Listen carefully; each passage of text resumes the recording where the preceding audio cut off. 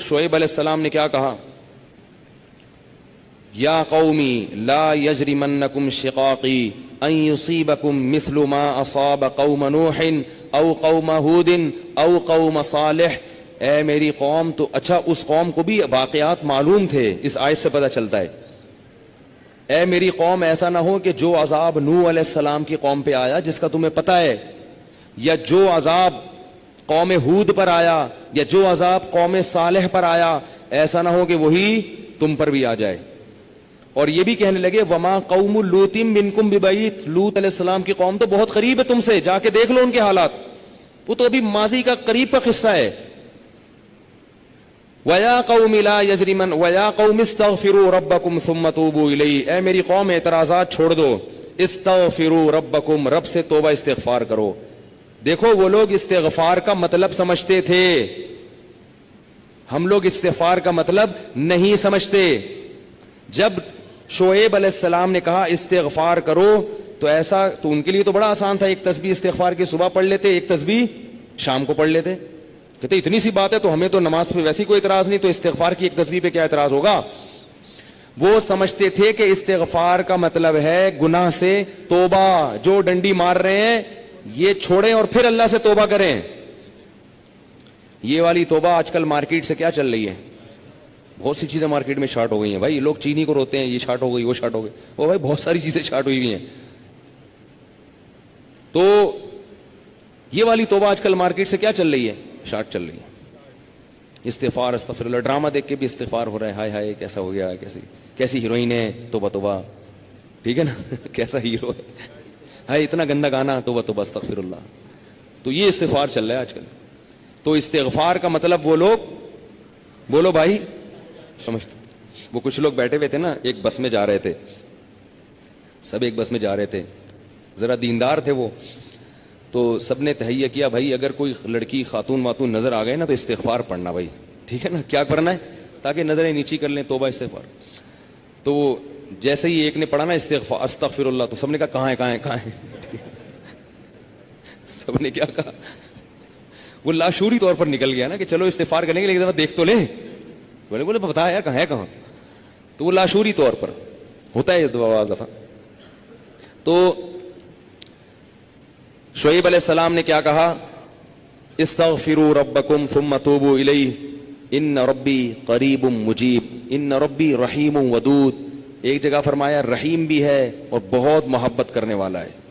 ودود محبت کی superlative degree ہے، بہت محبت کرے گا تم سے، بہت زیادہ محبت، اتنی محبت کہ اس کے لیے تم نے گناہ چھوڑ دیا بھائی، بہت محبت کرے گا.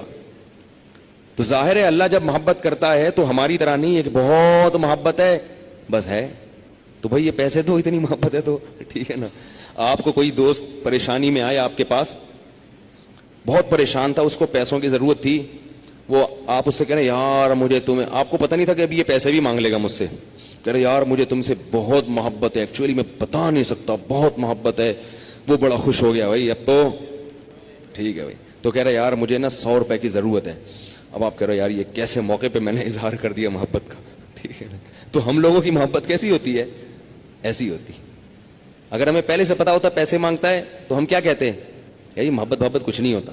مفتی صاحب نے بیان کیا تھا لویریا پر، وہ جا کے سن لینا، پھر ایسا کہیں گے ہم. تو اللہ جب کہہ رہا ہے نا کہ استغفار کرو گے تو میں کیا کروں گا، ودود بے پناہ محبت کروں گا، بے پناہ محبت. اس کا مطلب ہے کہ پھر اللہ نوازے گا، بہت بہت نوازے گا، رزق کی فراوانی کر دے گا، رزق کے دروازے کھول دے گا، دل میں سکون ڈال دے گا.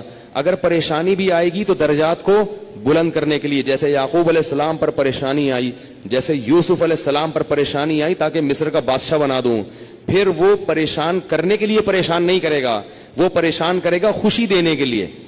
آپ حیران ہو کہ خوشی دینے کے لیے بھی کوئی پریشانی ہوتی ہے. حدیث میں آتا ہے کہ ایک بوڑھی عورت نے نبی صلی اللہ علیہ وسلم سے پوچھا کہ کیا بوڑھی عورتیں جنت میں کیا میں جنت میں جاؤں گی؟ آپ نے فرمایا نہیں.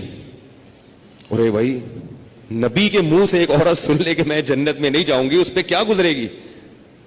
اس کا مطلب جہنم کا ٹھپا لگ گیا، اسٹیمپ لگ گئی. اتنی پریشان. خود سوچو کہ جن صحابہ کو جنت پر ایسا یقین تھا جیسے اپنی آنکھوں سے دیکھی ہو. حضرت علی کی ایک روایت ہے کہ میں اگر جنت کو اور جہنم کو اپنی آنکھوں سے دیکھ لوں تو میرے ایمان میں اضافہ نہیں ہوگا. تو جن لوگوں کا ایمان ایسا ہو نبی پر ایک ایک بات پر, وہ نبی کے منہ سے سن لیں کہ میں جنت میں نہیں جاؤں گی, تو اس پہ قیامت نہیں آ گئی ہوگی. رونے لگی, پریشان ہو گئی, کچھ دیر میں نبی نے فرمایا کہ جاؤ گی جوان ہو کے. اس کنڈیشن میں اب یہاں ایک نقطہ اٹھایا ہے کہ بھئی ایسا مذاق کرنا جس سے تکلیف ہو. کسی مسلمان کو تکلیف دینا تو جائز نہیں ہے, تو نبی کیسے تکلیف دے سکتے ہیں؟ اتنی تکلیف میں ڈال دیا بیچاری کو. تو اس کا جواب یہی ہے کہ بعض دفعہ تکلیف کسی بہت بڑی خوشی کا پیش خیمہ ہوتی ہے. نہیں آئی بات؟ اگر پہلے تکلیف میں نہ ڈالا جاتا تو بعد میں جو اس کو راحت ہوئی ہے نا, وہ راحت نہ ہوتی, وہ خوشی نہ ہوتی. اس خوشی تک پہنچانے کے لیے پہلے تھوڑا سا تنگ کرنا ضروری ہے, ورنہ وہ خوشی نہ ہوتی. تو اللہ بھی اگر اپنے نیک بندوں کو پریشان کرتے ہیں تو وہ پریشانی کسی بہت بڑی کامیابی کا پیش خیمہ ہوتی ہے, پیش خیمہ ہوتی. پھر اس میں تسلیاں بھی ملتی رہتی ہیں ان کو. تتنزل علیہم الملائکہ اللہ تخافوا ولا تحزنوا, فرشتے ان کے دلوں پہ نازل ہو کے خوشخبریاں دیتے ہیں کہ غم نہ کرو, خوف نہ کرو, بس یہ پریشانیاں دور ہونے والی ہیں, جنت کی نعمتیں ہیں. بعض دفعہ تو دنیا میں بھی بہت بڑی کامیابی مل جاتی ہے. تو اب وہ اچھا یہ بات مسئلہ ذہن میں رکھو کہ اللہ ودود ہے, محبت کرتا ہے اپنے بندوں سے بے پناہ, رحیم ہے, غفور ہے. یہ بہت بڑی غلط فہمی ہے کہ گناہگاروں کے لیے بھی ہے. نا نا نا نا نا, گناہگاروں کے لیے نہیں ہے. جو گناہ سے توبہ کرنے والے ہوں ان کے لیے. ہمارے ہاں بعض خطیب اللہ کی رحمت کو ایسے بیان کرتے ہیں کہ گناہگار سمجھتا ہے کہ اللہ مجھ سے بھی بہت زیادہ محبت کرتے ہیں, حالانکہ وہ کبیرہ علانیہ گناہوں کا مجموعہ ہوتا ہے. وہ آدمی گناہوں سے اللہ کبھی بھی محبت نہیں کرتے, تو گناہگار سے کیسے محبت کریں گے؟ جو گناہ سے بچنے کی کوشش میں لگ جائے, بے شک نہ چھوٹے ہوں لیکن بچنا چاہتا ہے, اس سے بھی اللہ محبت کرتے ہیں. علماء لکھتے ہیں گناہ نہ بھی چھوٹے ہوں لیکن چھوڑنا چاہ رہا ہے, لائن پہ آنا چاہ رہا ہے, تو اللہ اس سے بھی محبت کرتے ہیں. اس کے لیے وسائل پیدا کرتے ہیں, اسباب کے آ جائے. جو نہیں چاہتا اس سے اللہ محبت نہیں کرتے. اللہ اس کے لیے غفور اور رحیم نہیں ہے. الا یہ کہ قانون یہ ہے, اللہ اپنی رحمت سے کسی کو بخش دے تو ایک الگ بات ہے, قانون یہ نہیں ہے. قانون یہ ہے کہ وہ کیا ہے, عزیز ذو انتقام, غالب ہے اور انتقام لینے والا ہے. ان الذين يكسبون الاثم سيجزون بما كانوا يقترفون, جو گناہ کر رہے ہیں عنقریب پتہ چلے گا, عنقریب پکڑے جاؤ گے, عنقریب ٹھکائی لگے گی. تو جس سے محبت ہوتی ہے اس سے ایسے باتیں کی جاتی ہیں. آپ کو جس سے محبت ہے آپ اس کو دھمکیاں دیتے ہیں اس طریقے سے. اللہ فرماتے ہیں کہ تمتعوا, مزے اڑاؤ مزے, ان مصیرکم الی النار, آنا جہنم کی آگ کی طرف ہے. حدیث میں آتا ہے کہ میں سب سے زیادہ غیرت مند اور اللہ مجھ سے بھی زیادہ غیرت مند ہے. اور اللہ کی غیرت کو اس وقت جوش آتا ہے جب کوئی اللہ کے حرام کردہ کاموں میں سے کوئی کام کرتا ہے. یہ کون چیخ رہا ہے بھائی؟ ان کو سنبھالیں بچوں کو باہر, کیا ہو رہا ہے یہ پیچھے لوگ بیٹھے ہوئے ہیں دیکھ نہیں رہے ان کو.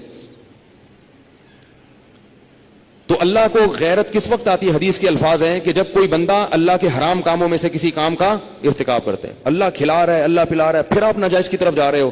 تو حدیث میں یہ نہیں آتا کہ جب کوئی بندہ گناہ کرتا ہے تو اللہ کو اس بھی محبت کا بڑا جوش آتا ہے. نہ پھر اللہ کو غیرت آتی ہے اور اللہ کی صفت انتقام جوش میں آتی ہے.